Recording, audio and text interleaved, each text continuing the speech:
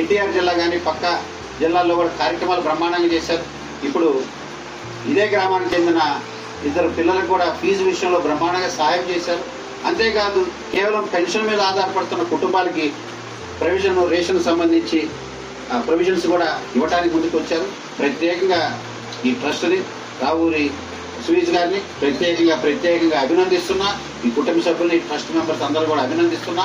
వీటన్నిటితో పాటు కార్యక్రమానికి ఇచ్చేసిన ప్రతి ఒక్కరికి ధన్యవాదాలు. ఇదే రకంగా అందరూ కూడా అది 5,000 రూపాయల, 10,000 రూపాయల, 500 రూపాయల సహాయమా ఏదైనా కానీ ఆలోచన చేయండి.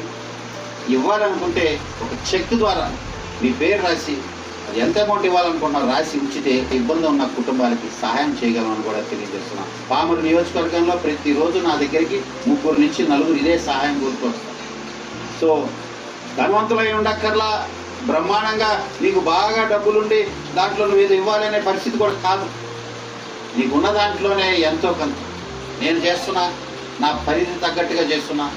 నేను ఒక అమ్మాయినో లేకపోతే ఇగో అయితే చేసే అవకాశం ఉంది, లేకపోతే గత మాజీ శాసనసభ్యుల్లాగా పూర్తి స్థాయిలో అవినీతి పరుల్లాగా ఉన్నారనుకోండి, చేసే అవకాశం ఉంది. ఈ రెండు నేను కాదు, నాకున్న స్థాయిలో నాకున్న దాంట్లో నా స్తోమత తగ్గట్టుగా నేను చేస్తున్నా. ఆ రకంగా అందరినీ కూడా ప్రేరేపిస్తున్నా. తద్వారా నేను 10 నిమిషాలు ఫోన్ పట్టుకొని ఒక ఇద్దరితో మాట్లాడితే ఒకరు ఖచ్చితంగా కనిపించుకుంటున్నారు. అంతేకాదు ఇలాగే ఒక మేడ పైన ఇలాగే పడుకొని ఉన్నారు ఒక కుటుంబం. సడన్గా బాంబు వెళ్ళినట్టుగా ఇంట్లో గ్యాస్ బండ వెళ్ళిపోయింది. అంతేకాదు చిన్న పిన్న గోడ బద్దలైపోయింది, చీకటమైపోయింది. జీవితం ఏం చేయాలి తెలియదు, జేబులో రూపాయి లేదు. మొత్తం ఇల్లంతా కూడా చిన్న భిన్నం అయిపోయింది. ప్రభుత్వం వారు వచ్చారు, అందరూ కూడా పోలీసు వారు వచ్చారు, నోట్ చేసుకొని వెళ్ళారు. కనెక్షన్ లూజ్ కనెక్షన్ ఏదో మరి జరిగింది. కాంపెన్సేషన్స్ రావు లేదా టైం పడతాయి. మరి ఏం చేయాలి? వెళ్ళి ఒక 10,000 సహాయం చేశాం. తర్వాత మళ్ళీ వచ్చి ఇంకొక నాయకులు వస్తే నేనంతా వెళ్ళి ఒక 20,000 సాయం చేస్తాం. సరిపోద్దా? చాలు. ఆలోచన చేశా మళ్ళీ నేనే. ఆ ఊర్లో ఒక ప్రవాసాంధ్రుడు విదేశాల్లో ఉండి చదువుతున్నాడు. కూటమి ప్రభుత్వం రావాలని కోరుకున్నాడు. ముఖ్యమంత్రి చంద్రబాబు గారు వస్తే గ్రామాల్లో బిడ్డలకు ఉద్యోగాలు వస్తాయి, గ్రామాలు అభివృద్ధి చెందుతాయి, రాష్ట్రం బాగుంటుంది అని కోరుకున్న వ్యక్తి.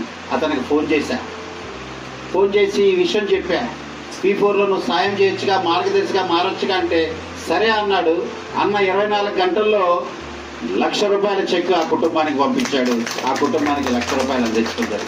ఇవన్నీ కూడా ముఖ్యమంత్రి చంద్రబాబు గారి మానస పుత్రిక P4 స్కూల్. సో ఏ రకంగా P4 జీవితాలను మారుస్తుందో తెలియజేయడానికి ఇంత కథ చెప్తాను.